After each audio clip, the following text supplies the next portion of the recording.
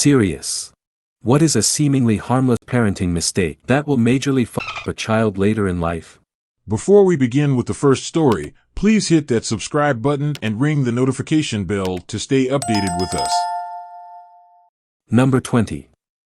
Anytime a child is playing with a child of the opposite gender, and they respond, "Oh, who's your boy/girlfriend?" That completely stopped me from even speaking to girls until damn near high school. Number 19. Discouraging them from asking questions. Yes, it can be annoying to keep hearing, "But why daddy/mummy?" But I've met far too many adults who admit they stopped asking questions because as a kid their parents would shut them up or be like, "There she goes asking questions again."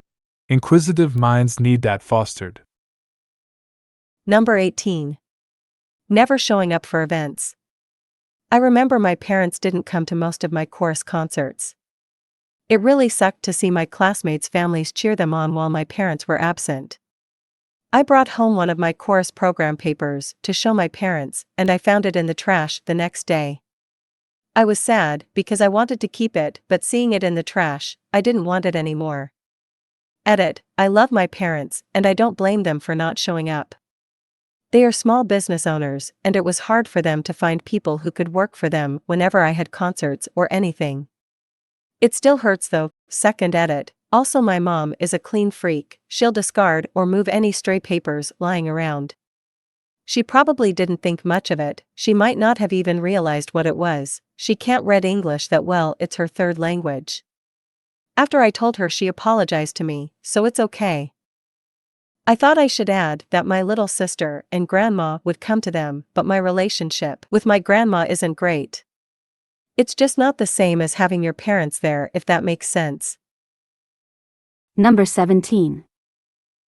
Creating an environment where you tell your kid their feelings aren't valid just because they aren't the same as yours or your kid processes their emotions differently than you.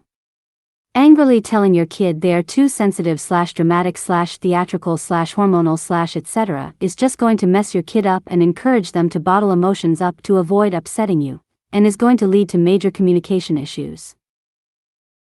Also, constantly pushing an intelligent or self-motivated child to work harder and do better.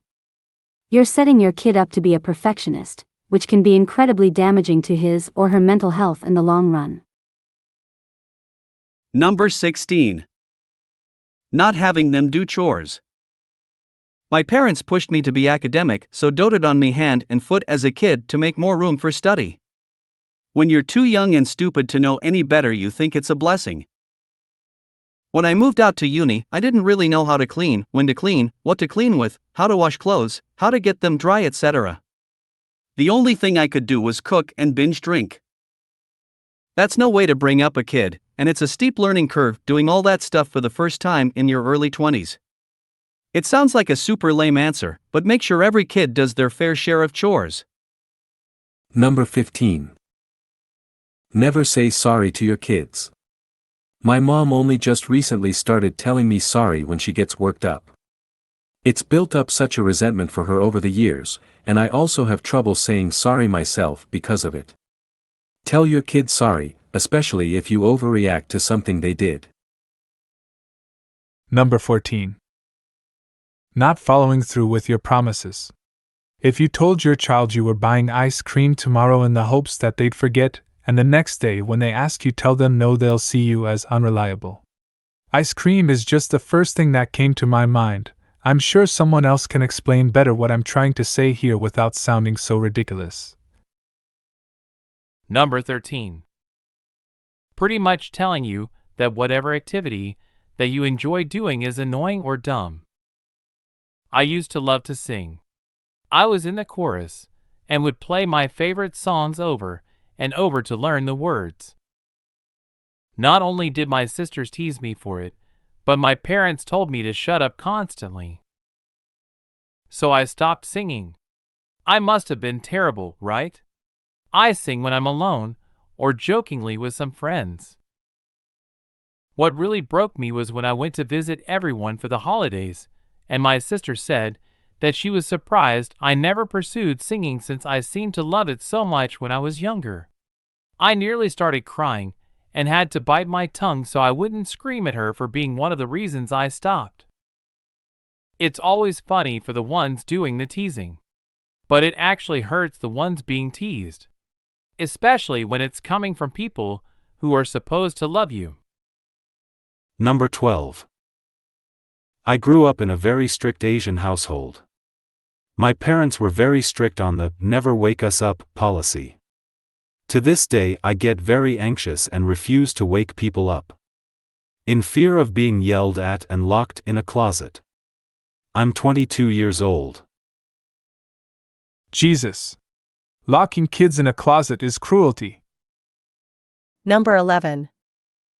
Treating crying as if it's something only weak people do. My dad in particular used to yell at me for crying, which only made me cry more, which made him yell more, and you get the point. In high school, I tried to bring up the possibility of me having anxiety problems that I'd spoken to the school counselor about because my friends made me go since they were worried. He told me I was just a drama queen. I can't express that I'm anxious or stressed around my dad because others have it worse. Even now I'm 21 and seeing a psychiatrist in a couple of weeks because I've just felt so bad lately and I would never let my dad know.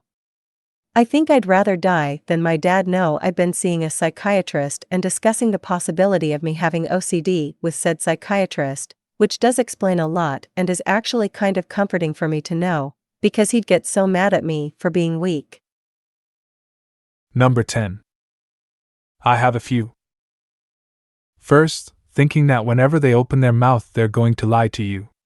Second, telling them that they're just being dramatic whenever they're actually upset about something. Third, telling them that they're being manipulative whenever they show their feelings, tears. To add to your second point, remember not all losses or pain is devastating, but the first time you experience something like that it's always the worst. Number 9. Giving in to your kids' wants and desires without upholding discipline and consequences will give your kids a large uphill battle to climb later. I say this because my parents babied me a lot when I was young. I never had to do anything I didn't want to do. When I started getting bad grades because I wasn't doing my homework, my parents would have conferences with my teachers so they could give me extra credit. I had a rude awakening in college when I realized how hard life is. I 100% love and adore my parents. And who's to say if they did discipline me more I'd have turned out any different? Probably not, but you never know. But when I have kids, I already know a few things I'd do differently. My father gave up telling me to clean my room, so he did it for me more than once. My mom saw how much I was struggling with math, so she did my math homework for me. Now as an adult, I struggle with organization and keeping my home clean. I also avoid math as much as I possibly can. My mind just shuts down when I see simple math problems. Number 8. The saddest part of this question is that my mom had done so many things that everyone is saying is bad, not hugging, praising, telling me to suck it up, etc. So let me give one that I feel would have helped me out growing up. Do not be afraid to admit when you are wrong or when you make mistakes to your child. My parents would go out of their way to justify any mistake they made and make it seem as if they were right no matter what the situation was. Gave me a pretty messed up view of right and wrong, as well as learning from mistakes, but was fixed by my grandma. It's a long story that I don't want to get into right now. Number 7. Mocking them. Laughing at them. Adults do it to each other all the time, but kids who haven't been immersed in the background cruelty of our culture for years don't understand that it's just the language of the land, and not that they themselves are particularly unworthy of respect. Reply. I got laughed at and mocked a few times as a kid, and that hurts a lot. There was one time I was trying to help a friend at their birthday by taking their presents to them, but all the adults and my parents thought I was being selfish and wanted them for myself and joked and laughed at me and just ignored me explaining myself and carried on. I think that hurt my self-esteem a lot in the long run. Number 6. Don't smother your kids. My mom quit having her own life the moment my brother and I were born. She was an incredibly devoted and loving mother who was very kind to us, but when we were born she stopped having friends, did not work, and was home every single day from when I was born to when I moved out in my early 20s. She was very easy to upset because she had no other source of self-esteem, and any time I screwed up, and I screwed up a lot, it was as if I had levied a very personal attack against her. In the last 5 years or so before I left, I don't think we had a single conversation that didn't drive her to tears, and I promise I wasn't that bad. I constantly felt cornered and stressed and fell into depression as a defense mechanism, and she took my resulting lack of performance very personally, creating a very treacherous cycle that was only broken when I enlisted and finally got away. To this day, I often feel like I'm a bad person who failed to live up to her love. Number 5. When I was 4, my parents adopted a kitten. Of course, I had never seen anything quite so delightful before, and I could barely keep my hands off the little fur ball. So about 2 or 3 days passed. I got up in the morning and walked out and asked, "Where is the kitten?" And my parents told me that he died, implying that my roughhousing had killed it. I was terrified to touch an animal for several years thereafter. In fact, they had simply given the kitten back to the people they got it from. Number 4. Not creating a safe space for your kids to tell their secrets and make mistakes. When I was younger, I excitedly confided in my mom about my first boyfriend.